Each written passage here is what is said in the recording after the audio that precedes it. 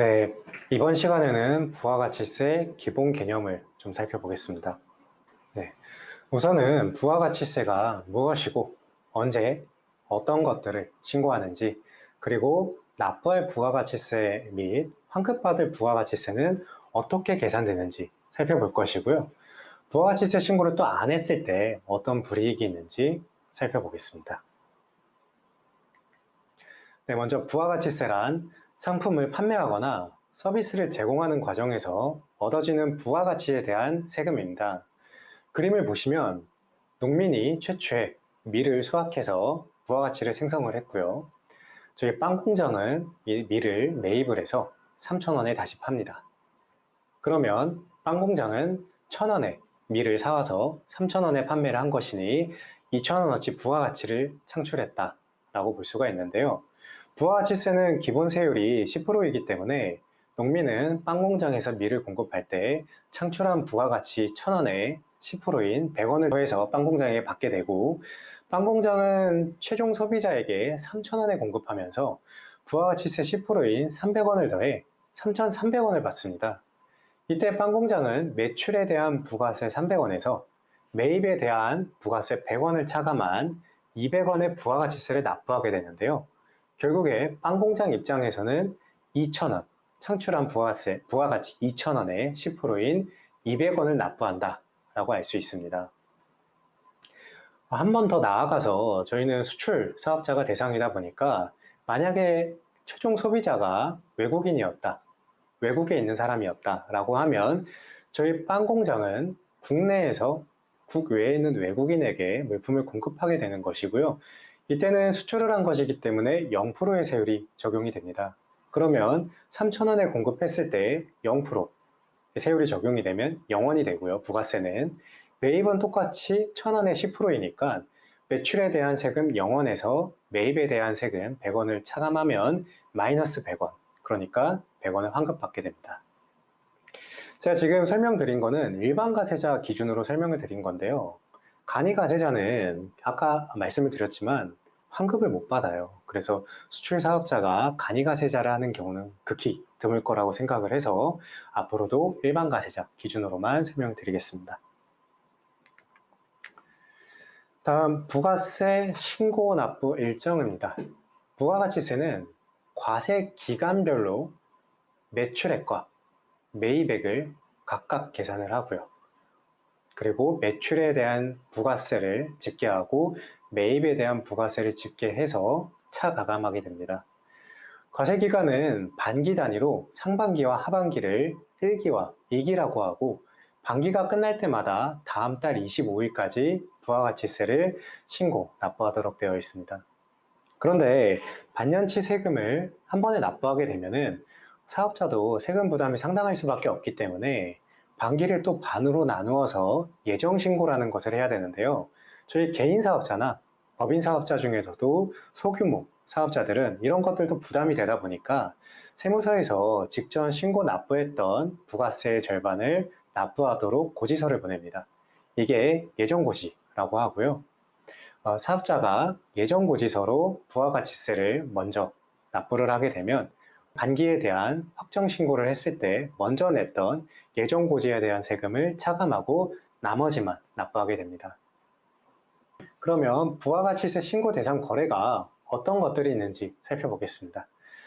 우선 매출은 전부 신고해야 된다라고 생각하시면 되는데요. 먼저 적격증빙은 세법에서 인정한 정규증빙입니다. 세금계산서, 면세 거래할 때 발생되는 면세계산서, 신용카드나 현금 영수증, 이게 여기에 해당이 되고요.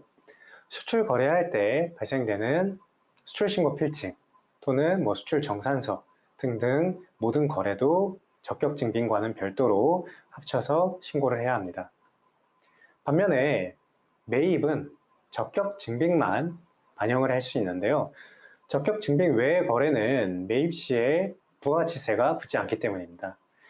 예를 들어서 인건비나 해외 오픈마켓 플랫폼에 지출하는 수수료, 광고 선전비 등은 국외에서의 공급이다 보니까 국내에서 부가가치세가 붙지 않아요. 이런 거래들은 부가가치세 신고 시 반영되지 않고 나중에 종합소득세나 법인세 신고 시에만 경비 처리가 됩니다. 이제부터는 몇 가지 사례를 들어서 부가가치세를 어떤 식으로 계산하는지 설명드려 보겠습니다. 여기 A, B, C 세 가지 거래가 있는데요. A는 700원으로 매입을 하고 1000원을 판매합니다. B나 C도 마찬가지가 되고요. 해당 표를 보시면 아시겠지만 부가가치세는 매출과 매입을 각각 대응해서 납부할 세액을 정하는 방식이 아니라 해당 과세기간별로 발생된 매출은 매출 따로, 매입은 매입 따로 집계해서 차가감하여 납부할 세액을 산출합니다. 그래서 매출에 대한 부가가치세 합계 300원에서 매입에 대한 부가가치세 합계 210원을 차감하면 90원이라는 납부할 세금이 발생이 됩니다. 그런데 수출하시는 대표님들께서 자주 여쭤보시는 게 수출한 것에 대해서만 따로 환급을 받는 것 아니냐 이렇게 여쭤보시는 분들이 많으신데요. 다음 슬라이드에서 말씀드리겠습니다. 지금 이 케이스가 수출한 사업자의 매출, 매입 거래인데요. 거래 A와 B는 수출을 하였고 C는 내수로 판매하였습니다.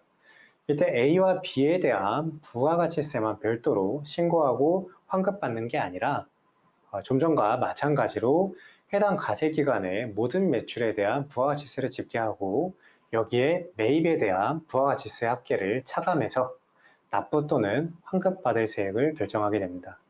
자료를 보시면 매출에 대한 세금은 내수거래 C 10%인 100원 한 건밖에 없고요. 그리고 매입은 부가가치세 10%가 모두 부담이 됐으니까 210원의 매입세액이 있습니다. 매출에 대한 부가세 100원에서 매입에 대한 부가세 210원을 차감하면 마이너스 110원 환급받게 될 세금이 되는 것이죠. 이 다음에 종합소득세도 같이 비교를 해볼 건데요. 간단하게만 먼저 미리 살펴보면 종합소득세는 1년 단위로 한 개인이 벌어들인 소득을 합산해서 신고 납부하는 세금인데요. 부가가치세는 실제 내 주머니에서 나가는 세금은 아니고 상대방에게 더 받은 10%에서 내가 준 10%의 차이를 내는 세금이라고 하면 종합소득세는 실제 벌어들인 소득을 신고 납부하는 세금입니다. 그래서 중요한 게 옆에 세율이나 부가세 부분이 아니라 우리의 실제 매출 매입인 빨간 박스 안을 보시면 되는데요. 이때 부가가치세 신고를 1년에 2번 하게 되면 대략적인 뼈대가 잡혀요. 여기에 부가가치세 신고했을 때 반영을 안 했던 아까 매입시 적격 증빙 외에 거래에 대해서 차감하게 되면은 대략적인 사업소득 금액이 됩니다. 해당 금액이 순이익이 되고 여기에 뭐 세율을 곱하거나 하면 납부할 세금이 된다. 납부할 종합소득세가 된다. 말씀드리면 되겠습니다. 가산세는 간단하게만 좀 살펴볼 건데요. 납세 의무자가 신고 기한 내 부가세 신고를 하지 않으면 납부할 세금의 20% 가산세가 상당하고요. 그리고 신고를 제때 했더라도 나중에 수정 신고하거나 세무서에서 적발이 돼서 다시 신고를 했다. 그럼 과소 신고한 세금의 10% 추가로 붙고요. 그리고 영세율 과세표준 같은 경우에는 납부할 세금이 없어도 붙는 과세인데 과세표준의 0.5%가 가산세가 됩니다. 매출액의 0.5%라는 뜻이죠. 마지막으로 납부불성실 가산세는 연체이자적 성격인데요. 하루에 0.022%씩 가산세가 붙어서 납부불 가산세도 쌓이게 되면 상당합니다.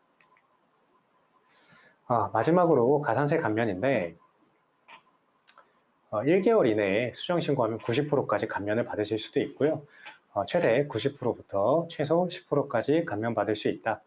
신고 관련된 세금은 감면받을 수 있다. 여기까지 말씀을 드리고 그리고 무신고를 하게 됐을 때 가장 납세자에게 어려움이 되는 게 사실 가산세는 아니고요. 신고 납부를 제때 했으면 신고함과 동시에 해당 신고가 확정이 됩니다. 웬만한 특이사항이 아니면 넘어가게 되는데 기한을 넘겨서 신고하게 되면 우리가 신고를 했다고 해서 환급을 받는 게 아니라 세무서에서 확정이라는 절차를 별도로 거쳐야 돼요. 세무 공무원이 결제를 받아야 되는 거고 그러다 보니까 매출이나 매입 자료를 조금 더 디테일하게 자료 요청할 수가 있고요. 그러면 매입세액 중에서도 불분명한 내용들이 기한 내 신고보다 불공제되는 경우가 많습니다. 여기까지가 부가가치세 기본 개념이고요. 일단 마치겠습니다. 감사합니다.